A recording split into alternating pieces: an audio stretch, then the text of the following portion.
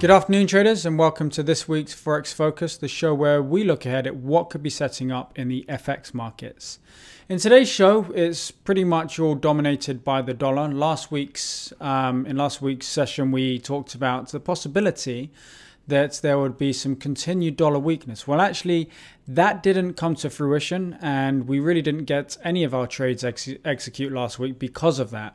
We were looking at a long sterling dollar trade, which didn't set up because we were looking for the trend line break above the structure, if you remember, but that didn't actually materialize. And one important lesson to remember from that is that ultimately we are waiting for the technicals to get us into the trade. So even though we may have an idea or we may have a view fundamentally on where we think the markets are going to go, we don't trade on what we think. We trade on what we see on the chart. So we use the fundamentals to give us some sort of a view, and that may be right, it may be wrong, you just don't know. But we wait for the technicals really to confirm our view. And once we get the technicals lined up with the fundamentals, that's when you have really, really great trades. Now this week it looks like the dollar strength trend has sort of reasserted itself. And for that reason, we've got a number of opportunities that could be setting up either this week or in the coming weeks. So without further ado, let's jump over to the charts and see what it is that we have setting up. Now the first one that we're looking at is the Aussie dollar. As you can see, the Aussie dollar has been trending down for a long time now. You can see this from the daily chart there. It's pretty much all downwards movement. If you jump across to the weekly as well, you can see that the market's moving down here also. So we're looking for an opportunity on the 1 hour charts to take advantage of this downwards momentum here. Obviously, we need to be a little bit wary of the fact that we're now trading down towards these lows at the 0.7533. But looking at the rest of the chart, it does look like something that is worth a little bit of a punt, considering you've got the daily trend is moving down, the weekly trend is obviously down here. And also, if we then look at the 4 hour and the 1 hour trend, it's also going down. So we'd look to get involved in this trade here on a break of this trend line with our stop above the highs there. Because it's not on a daily chart or one of the longer term time frames, we won't be taking as much risk with this trade as we would others. But it is certainly one trade that we're looking to get involved in the coming weeks. So that's that for the Australian dollar. The euro dollar is very similar.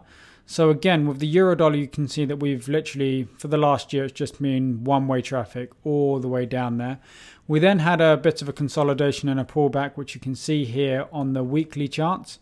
I'll just zoom into that slightly. You can see we've had a little bit of a consolidation here. We do believe, obviously, that there is dollar strength in the future.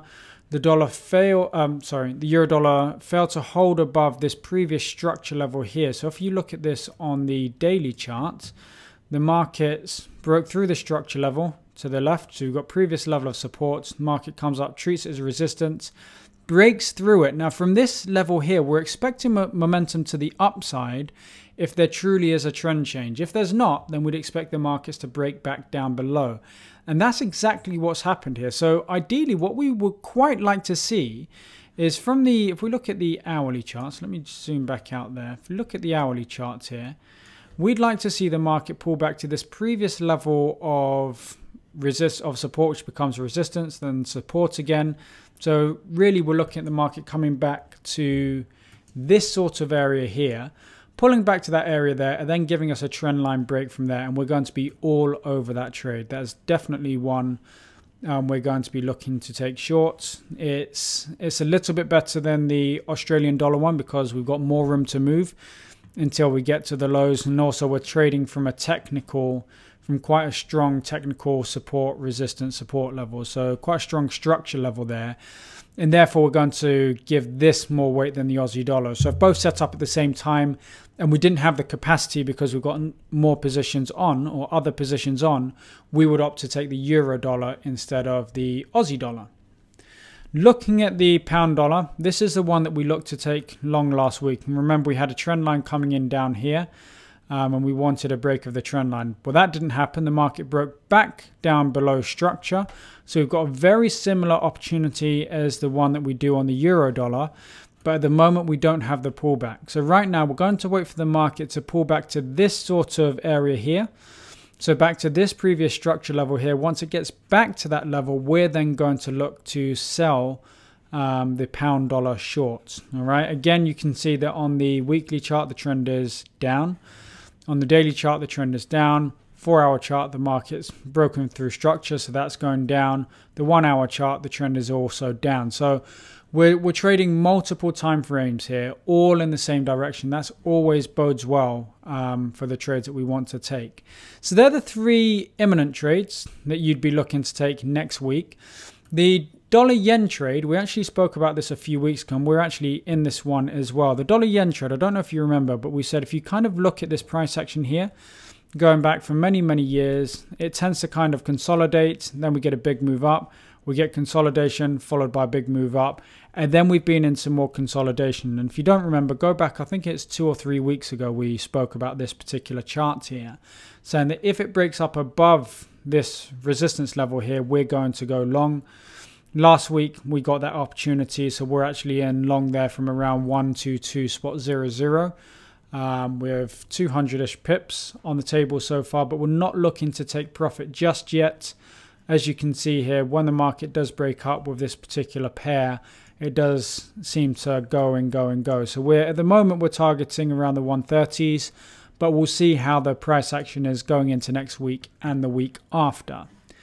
Finally, we've got, well, we don't have an opportunity yet on the New Zealand dollar because we don't really have the pullback. But the New Zealand dollar has broken through a significant structure level here. If you take a look at this on the daily charts, this market has come down here. It's treated it as support not once, but twice. The market's eventually broken down below here. What we need to see is we need to see the market prove itself to us. So we're not just going to jump in here because the market's broken the structure level. We want to get a little bit of extra confirmation. That's going to come in the way of additional momentum to the downside, and then perhaps some sort of a pullback to this previous level of support. Let it treat it as resistance, and then give us an opportunity to go short, and we will be all over that one as well. Okay. So that wraps it up for this week's Forex Focus. I hope you've all enjoyed it. I hope you've all found some value there. The most important thing really to take out of this week's episode is the fact that when you wait for the fundamentals and the technicals to align, that's when you get the better trade. So even though we may have a view on certain trades, if the technicals don't meet our entry criteria, we don't get involved in those trades. Okay, so just a quick recap, we're looking for a resumption of the strong dollar trend. We're looking at that against the Australian dollar, euro dollar, the pound dollar. We're already long the dollar yen, so we'll see how that plays out over the coming weeks. And the New Zealand dollar could also potentially give us a setup, although that's a little bit further out than the Aussie, the euro, and the pound. We won't be looking to take all of them at the same time.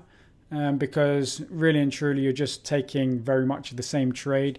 So what you'll want to do, if you do want to mitigate some of your risk, maybe you might take a smaller position on each of them, or you choose your favorite setup and take that one. But under no circumstances do you really want to find yourself with full positions on all 3 of those trades, because ultimately if something changes in the US, that's going to affect all of those trades there. Okay. So anyway, again, I hope you found value. Thank you very much for watching. As always, please post your comments beneath the video. Give us a thumbs up if you like it. And until next week, have a very good week's trading, and thank you for watching.